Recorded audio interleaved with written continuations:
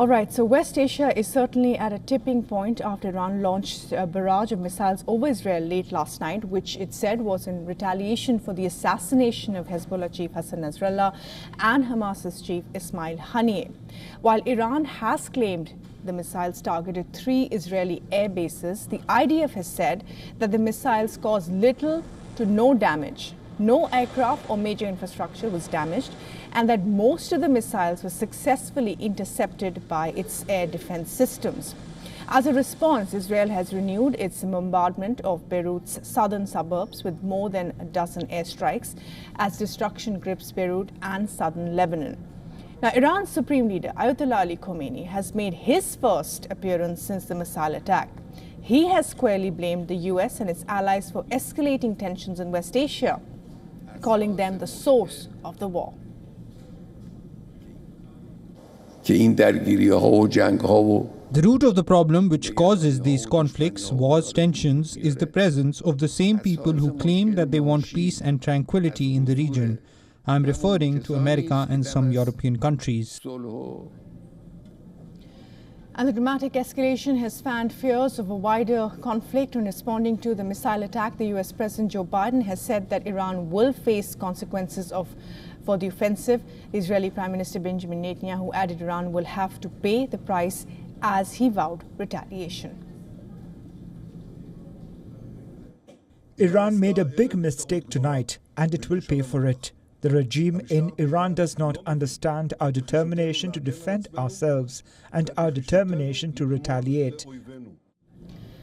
And Israel is beefing up its presence in South Lebanon in its conflict with Hezbollah a day after it was attacked by Iran. The Israeli military has deployed more infantry and armored units for its ground operations in Lebanon. It has stepped up pressure on Hezbollah as it prepares to retaliate against the Iranian missile strikes. Reports suggest the IDF operation may move beyond limited command raids. Now, the violence on Israel-Lebanon border has intensified. The IDF troops in southern Lebanon engaged in close-quarter combat with Hezbollah operatives. The fresh standoff comes after Israel expanded its evacuation orders in southern Lebanon. Hezbollah, on the other hand, claims to have fired cruise missiles deep inside Israel, although there was no confirmation from the Israeli side. نفذت القوة الصاروخية.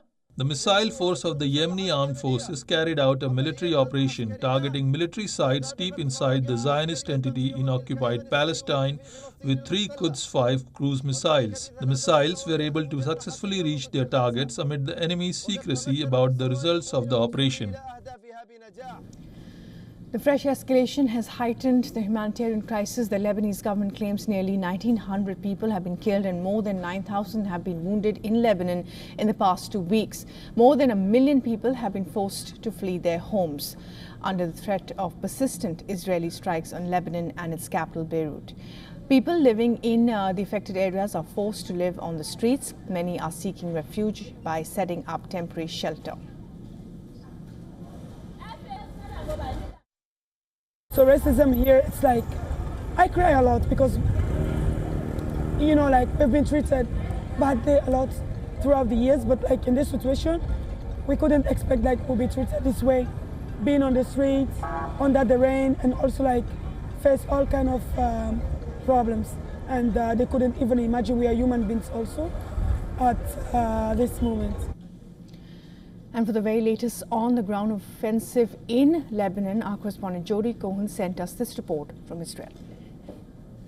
Safety restrictions on movement have been lifted for people in central Israel, although they are still in place for much of northern Israel.